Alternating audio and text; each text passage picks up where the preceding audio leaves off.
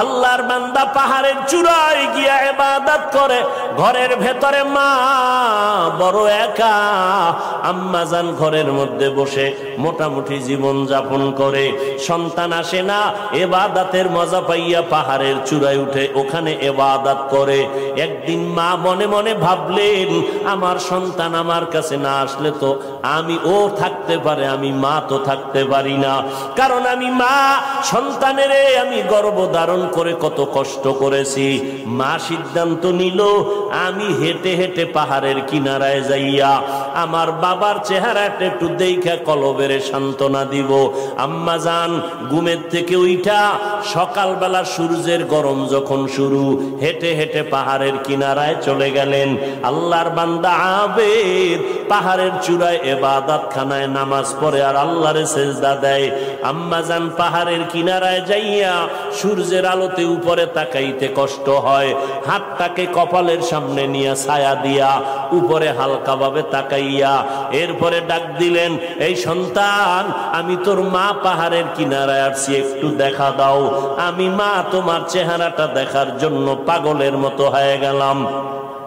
আল্লাহর বান্দা পাহাড়ের উপর থেকে মায়ের কণ্ঠের আওয়াজটা শুনছে, এমন সময় ডাক দিছে মা, যেই সময় আল্লাহর বান্দা নামাজে দাঁড়ানো। চিন্তায় পড়ে গেল, এখন কি মায়ের ডাকে সাড়া দিব নাকি আমার মাওলার সাথে আমি কথা বলবো। সিদ্ধান্ত নিয়াই বান্দা মায়ের ডাকে আর সাড়া দেয় নাই, নামাজে দাঁড়ায় গেল, নামাজের ভিতরে মশগুল হয়ে গেল। আম্মা জান দীর্ঘ টাইম কষ্ট করে দাঁড়াইয়া সন্তান যখন সাড়া দেয় না, মা হালকা একটু কষ্ট নিয়ে বাড়ির মধ্যে রওনা। বাড়িতে চলে আসলেন, মা রাতের বেলা ঘুমাইতে পারে না, কষ্ট বুকের চাপা দিয়া। আবার পরের দিন মা বলে, না আজকে আবার একটু যায় বাবারে ডাক দেই, দেখিনি একটু চেহারাটা দেখতে পারি, কলিজাটা ঠান্ডা করতে পারি। আবার আম্মা জান দ্বিতীয় দিন চলে গেলেন সূর্যের গরমে, পাহাড়ের কিনারায় যাইয়া হাতটারে কপালের কাছে নিয়ে আবার ডাক দিছে, ও সন্তান, তোমার মা ডাকতেছে, আসো একটু পাহাড় থেকে আইসা মায়ের কাছে দেখা দিয়া যাও, কলিজা ঠান্ডা করো।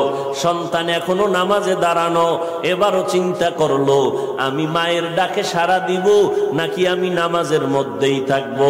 সিদ্ধান্ত আগের মতোই অটল, নামাজ আমি ছাড়বো না, মায়ের ডাকে কোনো সাড়াও দিব না। মা দ্বিতীয় দিনের মতো কষ্ট পাইয়া বিদায় নিয়ে বাসায় চলে গেলে, কিন্তু মা মনেরে বুঝাইতে পারে না, সন্তানের কষ্ট কখন মন থেকে যায় না। এরে আল্লাহর বান্দা, স্বামী আর স্ত্রী এক জায়গায় ঘুমায়, হঠাৎ একদিন তাকায়া দেখে স্ত্রী বালিশে মাথা লাগাইয়া গুনগুন গুনগুন করে কান্না করে। আব্বা জান জিজ্ঞাসা করে, বিবি কাঁদো কেন? কয়, তোমার ঘুম তুমি ঘুমাও, আমি মনের দুঃখে কাঁদি। বলে, কি দুঃখ? তোমার জানার দরকার নাই। মা চায় বাবায় জানো, না জানে তো বাবাও দুঃখ পাবে। স্বামী বেচারা কয়, না বলো তুমি কেন কাঁদো, আমার মনে বড় কষ্ট লাগতেছে, কেন কাঁদো বলো। মা চোখের পানি ছেড়ে কয়, স্বামী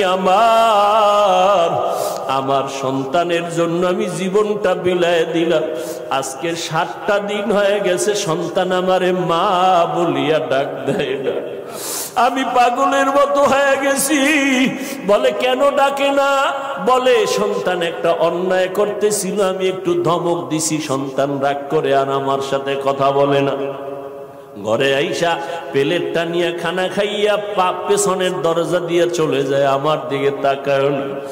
এবার বাবায় বলে, বিবি তুমি আরামে ঘুমাও, সন্তানের চিন্তায় ঘুম নষ্ট করিও না, আজকে না কালকে সন্তান বুঝতে পারলে তোমার কাছে আইসা মাপ চাবে। ও সন্তানেরা, ওই মা বাবা যারা কবরে রাইখা আজকে বাহাদুরি করো রে বাবা, ওই আল্লাহর বান্দি দ্বিতীয় দিনও কষ্ট পাইয়া বিদায়, কিন্তু রাতের ঘুম নাই, মনের মধ্যে বড় কষ্ট। নবীজি সাহাবায়ে কেরামদের সামনে ঘটনা বলেন আর কাঁদতেছেন, সাহাবায়ে কেরামরাও কান্নার আওয়াজ। মায়ার নবী বলেন, ও সাহাবায়ে কেরাম, ওই মা তৃতীয় দিন আবার চলে গেল পাহাড়ের কিনারায়, যাইয়া ডাক দিছে, বাবা একবার না দুইবার না তৃতীয়বারের মতো আমি তোমার দরজায় এসে গেলাম, একটু পাহাড় থেকে নাইমা সারা দাও। আজও সন্তান নামাজে দাঁড়ানো, আল্লাহর মহব্বতে আর মায়ের ডাকে সারা দেয় না। 2 দিন মা কষ্ট পাইয়া কিছু বলে নাই, চলে গেছে। আজকে কষ্ট পাইয়া আর নিজেরে কন্ট্রোল করতে পারে না, আসমানের দিকে তাকাইয়া একটা কথা বলিয়াই ফেলছে।